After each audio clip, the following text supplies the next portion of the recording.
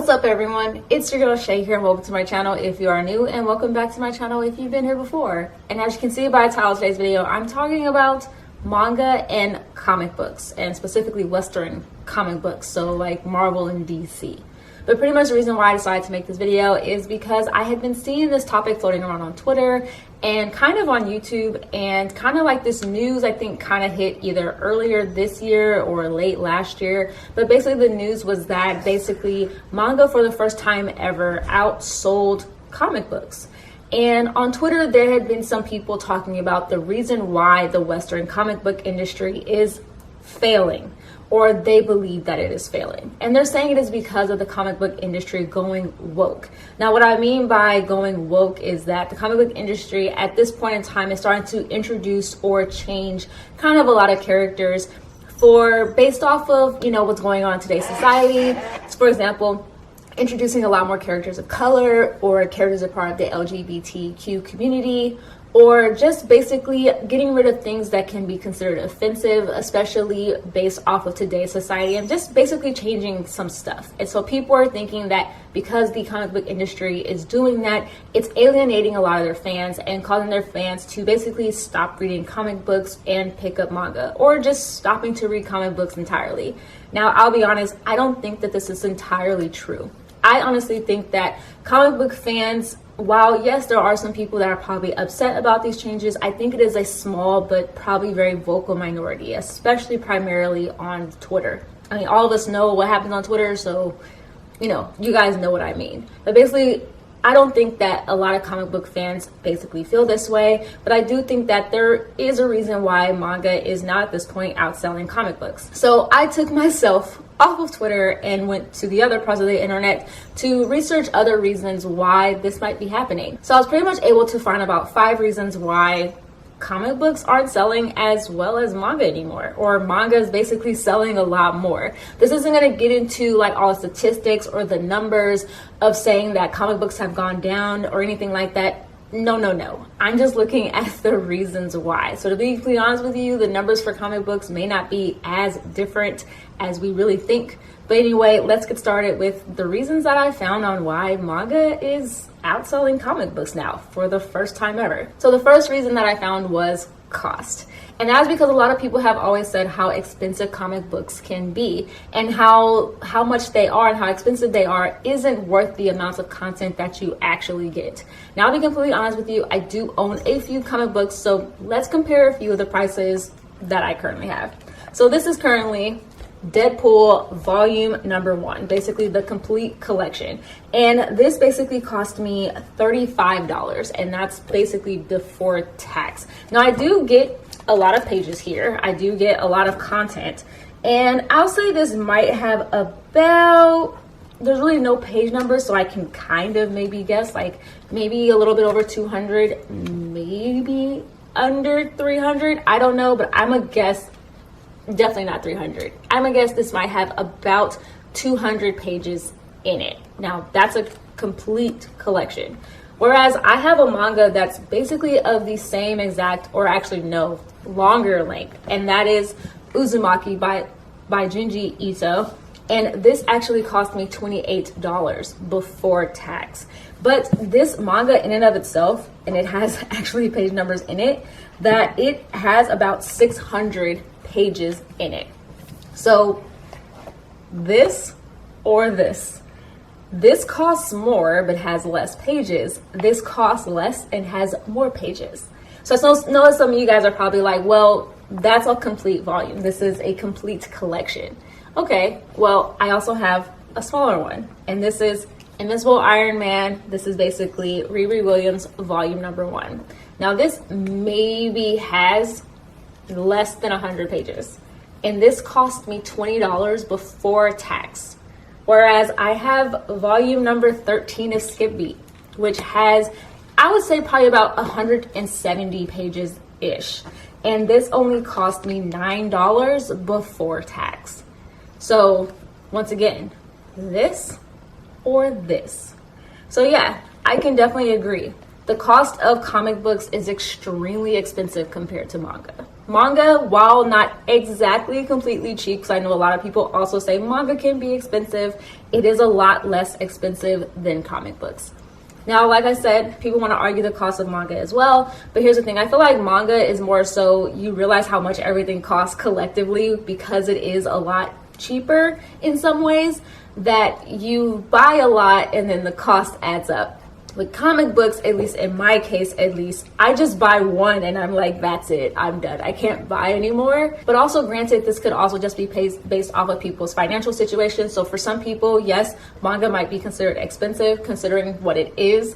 Whereas for some people, comic books might be considered inexpensive. So I'm just saying, for me, I can understand why a lot of people feel like the cost of comic books really isn't worth it compared to the cost of manga.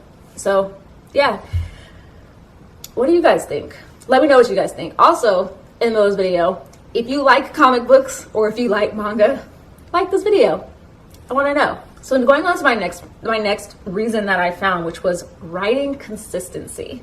And that is because you will see so many times on Twitter or various websites that people will say, I like this iteration of Iron Man, or I don't like this iteration of Spider-Man, or I didn't like that iteration of Batman, or that's not my Batman, or that's not my Superman. And a lot of times that's because of the fact that different people take up the mantle of writing for these characters.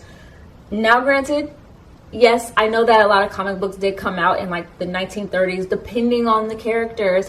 So of course, the main person is going to write the entire time, but it has caused some very much inconsistencies where things are no longer canon that should be canon. Characters die and then they come back all of a sudden. So yeah, there's some inconsistencies there with the writing. So you do have a lot of fans that end up being very polarized in someone writing about a particular character because they're like, well, I didn't like this iteration of the character, but I liked how this person wrote it. Or someone might disagree with them and say, I didn't like how that person wrote it, but I liked how that person wrote it. But when it comes to manga, as a manga fan, you kind of know what you're going to get from volume to volume. And that's because the person that created it is the person that's writing it until basically the very end. For example, if I'm reading My Hero Academia, the author of My Hero Academia is going to stay the same from the first volume to the last volume. Now, yes, there are some iterations or there are some moments where things can change, and a lot of times this is usually due to an author's death. For example, with Itazuru na Kiss, the main author or the creator of Itazuru na Kiss actually did end up passing away before the manga was basically completed, but her husband as well as the anime studio were able to kind of come together to kind of figure out how it was supposed to end, mainly for the anime purposes. At least the manga still kind of ended the way it did. They didn't actually really complete it, but the anime ended fairly well. But yeah, that is the only time I've really seen those iterations or those things kind of happen. But you kind of know what you're going to get through a consistent basis because the same person is writing it.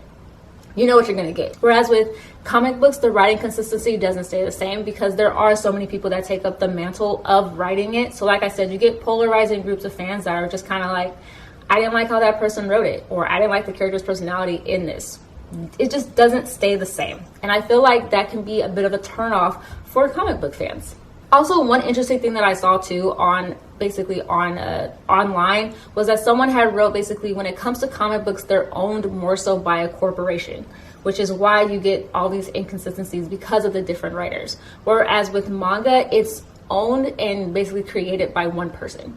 So they're the ones that kind of call more of the shots or are able to stay consistent with writing about their characters or writing how they want their characters portrayed. Now, I do think with comic books, this probably was the case at first because, like I said, a lot of comic books did come out in like the 1930s. So, of course, Stan Lee most likely wrote a lot of everything that happened with his characters. But, of course, as he got older, that changed. So the third one that I have is that it is hard to get into. And I agree with this. So like many people, I really started getting into comic books, or at least I tried getting into comic books after watching a lot of the MCU movies. Not so much the DCU or whatever they're calling it these days, but definitely for the MCU. So I wanted to read more about these characters, learn more about their backgrounds, who they fought, see what the differences are between what the MCU basically showed and what's actually in the comic books. But I didn't know where to start. Or when I did find somewhere to start, it wasn't technically where I was supposed to start, but I didn't understand everything that was going on. So you just don't know where to go. So an example I have, which is actually one that I didn't realize I really had until I started making this video, and that is with this one right here with Riri Williams. So in here it says at the beginning, there's a guide to show you where to go, a guide to show you how to read it. And I then realized, oh, okay, this is how I can follow the adventures of Iron Man that leads up to Riri Williams. And it continues onto the back. Now right here at the bottom, that is the one I currently own. And it's number 9 on the list. So technically, I'm still reading it out of order, even though this is volume 1 for Riri Williams. So yeah, there's a lot of like, you know, harder to know where to start. And then when you try to find where to start, there's no consistency online of being like, hey, where can I start reading this? Everyone's just kind of like, I don't know. Or you get different answers. Whereas with manga, you actually kind of know where to start. Even if I did start watching an anime, I can easily go online and actually ask a question or put into Google. For example, I did this with My Hero Academia. I got up to season 4 or finished season 4 of My Hero Academia. Season 5 wasn't yet out yet. So I Googled, where can I start reading the manga after the last episode of season 4 of My Hero Academia? And there was a pretty easy answer that I found, and it was completely right. So I was able to just continue on with the manga from there instead of like starting from the beginning. And it's so easy to do that. And not only that, but all the manga is basically numbered on the sides or on the spine. So even if I did want to start at the beginning, I know exactly where to go. There isn't these weird like multiverses and different writings of different characters where they're showing up in other people's, you know, works and I gotta figure out who's who. It just doesn't happen. It's not there. And it's very easy to find out. So I agree. It can be very hard to get into comics compared to manga. And I feel like that's a gripe that a lot of fans have had when it comes to comic books, especially new fans, because a lot of people thought that with the iterations of the NCU and the DCEU, you're going to see a huge jump in comic book fans. And yes, maybe there was a bit of a jump, but if you were someone that was completely new to comic books, you really didn't know where to start. So it kind of turned you off a little bit. So yeah, I have to agree. Not knowing where to start is probably definitely a reason why. So the fourth reason I have is that there's no variety. And that is because most comic books are based off of, as people like to say, Cape Crusaders. Basically people who have superpowers who go around fighting villains and fighting crime. And I feel like that's mostly what a lot of people think comic books are all about.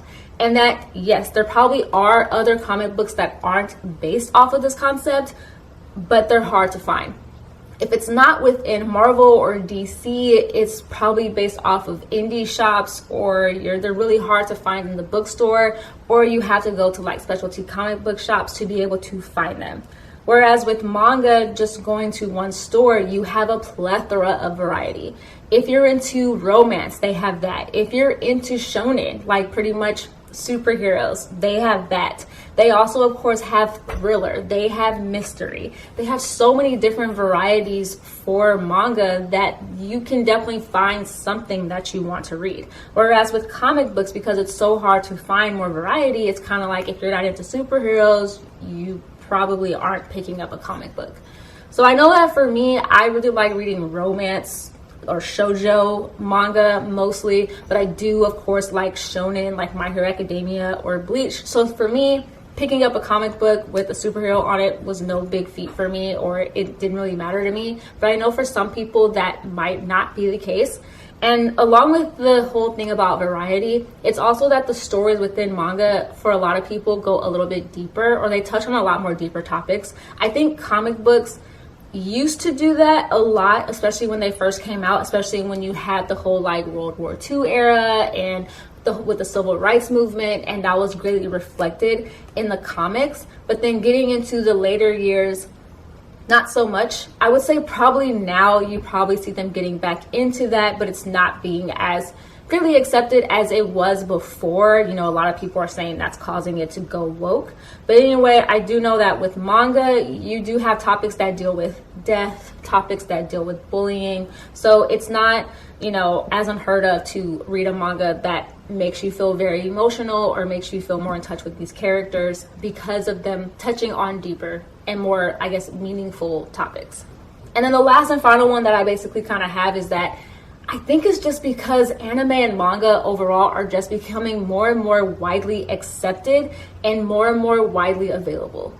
Now anime is basically on every major streaming service from Netflix, Hulu, Prime Video, and then of course you have Crunchyroll and Funimation and VRV. So you can find anime almost anywhere. I know that Netflix is starting to up their anime catalog, and I feel like that's also causing people to go in search of the original source material, especially when sometimes they make live actions based off of these series. I mean, live actions of Bleach caused a lot of people to watch the original anime, and I'm sure caused a lot of people to go and read the manga just to see what happens next, because the anime wasn't completed or wasn't actually finished. It stopped at a certain point.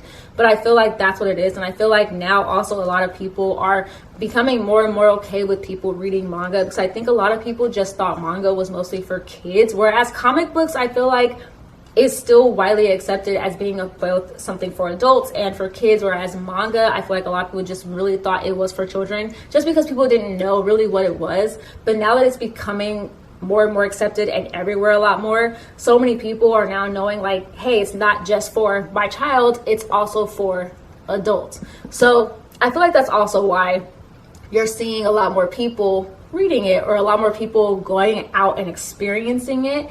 And also, like I said, it's also becoming a lot more easier to find and more accessible. I mean, at my local like Barnes and Noble, there are rows and rows and rows of manga, so I'm able to find something, and it's not like I just have one shelf and I'm just like, oh, like this is all they have. Like, no, there's a lot. So I feel like that's also, you know, a reason why, and that's basically the final reason that I have for why manga at this point is selling more than comic books.